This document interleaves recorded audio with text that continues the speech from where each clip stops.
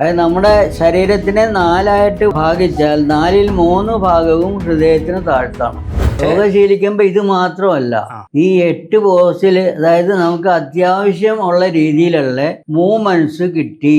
ഇതുകൊണ്ട് triangle pose, ത്രികോണാസനം, അല്ലെങ്കിൽ വേറെ വൃക്ഷാസനം, ഓരോ രീതിയിൽ പറഞ്ഞിട്ട് ഓരോ ഷേപ്പിൽ നിൽക്കുമ്പോൾ കിട്ടുന്ന ആ രീതിയിലുള്ള സ്ട്രെച്ചിങ് കിട്ടൂല. ഇപ്പൊ എല്ലാം ഇതൊക്കെ മുമ്പോട്ട് വന്നു. ഹലാസനം നേരെ പുറകോട്ട്, കലപ്പ പോലെ. ഹലം എന്ന് പറഞ്ഞാൽ കലപ്പ പോലെ. വൃക്ഷാസനം മരം നിൽക്കുന്ന പോലെ.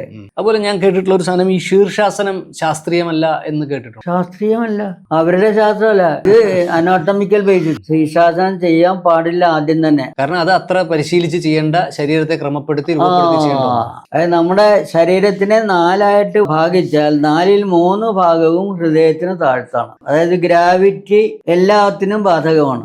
അപ്പൊ ഗ്രാവിറ്റി അനുസരിച്ച് സർക്കുലേറ്ററി സിസ്റ്റം ജോലി ചെയ്തുകൊണ്ടിരിക്കുമ്പോൾ കൂടുതൽ രക്തോട്ടം താഴ്ത്തോട്ട് പോയിക്കൊണ്ടിരിക്കുകയാണ്. അപ്പൊ ആദ്യം തന്നെ അങ്ങോട്ട് നേരെ തലകുത്തി നിൽക്കാൻ പഠിപ്പിച്ചു കഴിഞ്ഞാൽ ചിലപ്പോൾ കണ്ണീന്നോ മൂക്കിന്നോ ചോര വരും. അപ്പൊ ഹെമറേജ് വന്നിരിക്കും. അത് ഹെമറേജ് വന്നാൽ ക്ലോട്ടിങ് വന്നാൽ വിതിൻ 24 hours ആള് കാലി. കാരണം തലച്ചോറെന്ന് പറഞ്ഞാൽ നമ്മൾ യോഗശാസ്ത്രത്തിൽ പറയുന്നത് സഹസ്രാര പത്മം എന്നാ പറയുന്നത്. ഇവിടെ ചിലര് ഒരു അപകടങ്ങൾ ഉണ്ടായിട്ടെന്നൊക്കെ പറഞ്ഞിട്ട് 7 കൊല്ലം അനങ്ങാണ്ട് കിടന്നിട്ട് 35 കൊല്ലം കിടന്ന ഒരു ചരിത്രമുണ്ട് ഫോറിൻ കൺട്രീസിലെ.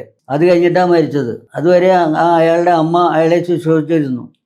അപ്പോൾ ഇങ്ങനെ സംഭവിച്ചാൽ how it is happening that നമ്മുടെ ബാലൻസിങ് മെക്കാനിസം സെറബെല്ലമാണ്, ബാക്ക് ബ്രെയിൻ. അവിടെ ഡാമേജ് വന്നാൽ ഈ വക കാര്യങ്ങൾ സംഭവിക്കും. അപ്പൊ ഇങ്ങനെയുള്ള കാര്യങ്ങൾ കൊണ്ട് ആദ്യമായിട്ട് അത് തന്നെ ചെയ്യാൻ പാടില്ല.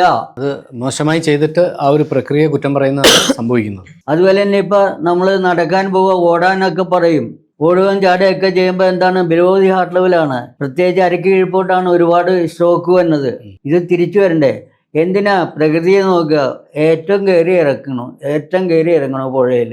ആ കയറിയത് അതുമാതിരി പതുക്കിനെ ഇറങ്ങണ്ടേ സാറേ, എന്നാലും ശരിയാവുള്ളൂ. അപ്പൊ ഇങ്ങനെ ഓടാനോ ഇങ്ങനെയുള്ള അധ്വാനമോ ഒക്കെ ചെയ്ത് കഴിഞ്ഞാൽ തീർച്ചയായിട്ടും അത് കഴിഞ്ഞാൽ 5-10 മിനിറ്റ് എങ്കിലും അരയ്ക്ക് മേപ്പോട്ടുള്ള ഭാഗം എങ്കിലും നിലത്തുനിന്ന് മുകളിലേക്ക് വെച്ചിട്ട് റെസ്റ്റ് ചെയ്യണം. അങ്ങനെ കിടക്കുമ്പോൾ അത് പതുക്കനെ ഉള്ളംകാലൊക്കെ തണുക്കാൻ തുടങ്ങും. അപ്പൊ അവിടെ സ്റ്റോക്ക് തീർന്നു. അപ്പൊ പതുക്കനെ ഇറങ്ങാം. ഇതൊക്കെ കൂടി നോക്കിക്കൊണ്ടാണ് നമ്മൾ മേരുദണ്ഡാസനം എന്നൊക്കെ പറഞ്ഞിട്ട് കാലിങ്ങനെ പൊക്കി വെച്ചിട്ട് ബിലോ 45 ഡിഗ്രി ആംഗിൾ ഇങ്ങോട്ട് മാറിയ ആ ആക്ഷൻ പോരാ, ആ ഗ്രാവിറ്റി റെസിസ്റ്റ് ചെയ്യാൻ.